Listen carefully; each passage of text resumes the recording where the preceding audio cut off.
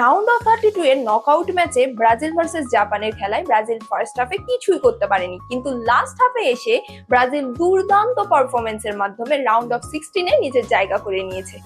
আমি তো এটাকে একটা ইউনিভার্সাল সাইন হিসেবে দেখেছি। বছরের শুরুতে যদি আমাদের কোনো গোলস পূরণ বাকি থাকে তাহলে কেন না সেটা লাস্ট হাফে এসে পূরণ করা যায়। জুলাই হলো বছরের লাস্ট হাফের ফার্স্ট মান্থ। এছাড়াও আমার কাছে তো এটা আরেকটু স্পেশাল, কারণ এটা আমার বার্থডে মান্থ। এছাড়াও এসএসসি 26 থেকে এইচএসসি 28 একটা নতুন পরিচিতি লাভ করেছি। তো সব মিলিয়ে মেন্টাল হোক, ডিজিটাল হোক বা স্টাডি রিলেটেড যে কোনো ধরনের ক্ষেত্রেই রিসেট তো প্রয়োজন। সো আজকের এই ভিডিওতে তোমাদের সাথে শেয়ার করব আমি কিভাবে বছরের শেষ হাফের জন্য প্রস্তুতি নিচ্ছি।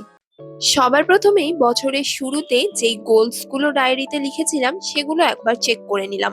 সেগুলোর মধ্যে কোনগুলো পূরণ হয়েছে বা কোনগুলো হাফ পূরণ হয়েছে বা একেবারেই হয়নি সেগুলো মার্ক করে নিলাম। তারপরেই পরের পেজে লিখে নিলাম এখন থেকে আবার নতুন কোন কোন গোলস গুলো অ্যাড করেছি সেগুলো।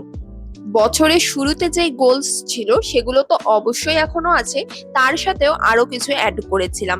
আর এভাবেই তৈরি করে নিলাম মিড ইয়ার রিসেটের একটা নতুন প্ল্যান। গত কয়েক সপ্তাহ ধরে আমি শুধু বিশ্রাম নিয়েছি, আর সেই সঙ্গে রুমটাও ধীরে ধীরে অগোছালো হয়ে গিয়েছিল। তাই মনে হলো যদি নিজেকে আবার ট্র্যাকে আনতেই হয় তাহলে শুরুটা এখান থেকেই করি। এই ডেস্কটাতেই আমি পড়ি, ভিডিও এডিট করি, প্ল্যান করি। তাই এটা যদি অগোছালো থাকে তাহলে আমার কাজের ইচ্ছাটাও অনেক কমে যায়। আজকে তাই সবকিছু আমার নতুন করে সাজিয়ে নিচ্ছি। আর তাছাড়াও একটা রিসেট সব সময় বড় কোনো সিদ্ধান্ত দিয়ে শুরু হয় না। কখনো কখনো একটা টেবিল পরিষ্কার করা, একটা ড্রয়ার গুছানো বা একটা বিছানা ঠিক করাই নতুন শুরুর প্রথম ধাপ হয়ে যায়। যাই হোক, কথা বলতে বলতেই পড়ার টেবিল, ড্রেসিং টেবিল আর বিছানাটা সুন্দর করে পরিষ্কার করে নিলাম। ঘরটা তো পরিষ্কার করেই নিলাম, এখন পরিষ্কার করার পালা ফোনটার। ফোনের মেমোরির কি অবস্থা তোমরা তো সেটা দেখতেই পাচ্ছ। যাই হোক, স্টোরেজ কম করার জন্য কিছু ছবি আর ভিডিওস যেগুলো অনেক আগের, তাছাড়াও ল্যাপটপে পার করে নিয়ে সেগুলো ডিলিট করে দিলাম। যাই হোক, ফোনের আবর্জনা তো পরিষ্কার করেই ফেললাম, কিন্তু ফোনটা যতক্ষণ ধরে ইউজ করি সেই টাইমটাও তো কমাতে হবে। গত কয়েক সপ্তাহ ধরে আমার স্ক্রিন টাইম ছিল প্রচুর পরিমাণে বেশি, আর এই স্ক্রিন টাইম কমানোর জন্যই আমি একটা অ্যাপ থেকে রিল, শর্টস এগুলো ব্লক করে দিলাম। এখন আর কি বলবো, এক্সামের মধ্যে 4টা মাস এক্সারসাইজ তো দূরের কথা, বডি মুভমেন্টও ঠিক মতো করা হয়নি। আর এক্সামের পরেই তো সারাদিন বাইরে যাওয়া আর অজস্র পরিমাণে জাঙ্ক ফুড খাওয়া তো ছিলই। তাই জন্যই আজকে থেকেই একটা নতুন এক্সারসাইজ রুটিন শুরু করছি। আর এক্সারসাইজের জন্য একটা প্লেলিস্ট, ফ্রি প্লেলিস্ট ইউটিউব থেকেই সেটাই দেখছি। তোমরা যদি প্লেলিস্টের লিংক চাও তাহলে আমাকে অবশ্যই জানিও। টিনেজ বয়সে বাইরে যাওয়া হোক, বন্ধুদের সাথে যাওয়া হোক, যে কোনো বিষয়ে বাইরের খাবার খাওয়া হয়েই যায়।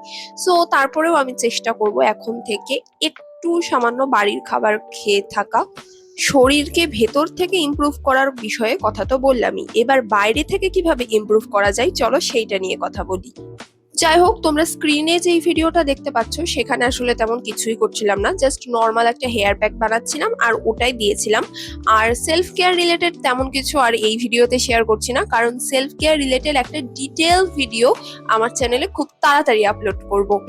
বাই দ্য ওয়ে, তোমরা সেলফ কেয়ারের জন্য কি কি করো সেটা কিন্তু আমাকে অবশ্যই কমেন্ট সেকশনে জানাবে। এবার চলে আসা যাক ইউটিউব রিসেট নিয়ে। By the way, YouTube reset বলতে মেইনলি বুঝলাম কন্টেন্ট ক্রিয়েশন প্ল্যানিং নিয়ে।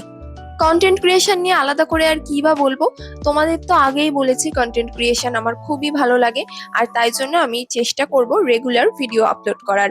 বাই দ্য ওয়ে, তোমরাও কিন্তু আমাকে লাইক এবং কমেন্ট করার মাধ্যমে সাপোর্ট করো, কারণ তোমাদের সাপোর্ট পেলে আমিও একটু মোটিভেশন পাবো।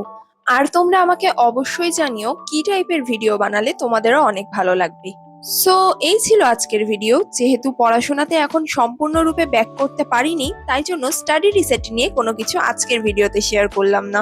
তবে খুব তাড়াতাড়ি সেই ভিডিওটাও তোমাদের সাথে শেয়ার করব। বাই দ্য ওয়ে, তোমরা অবশ্যই আমাকে কমেন্ট সেকশনে জানিও তোমাদের মিডিয়ার গোলস সম্পর্কে। তাহলে আজকের ভিডিওটা শেষ করছি এখানেই, নেক্সট ভিডিওতে দেখা হবে আরেকবার। So bye study birds.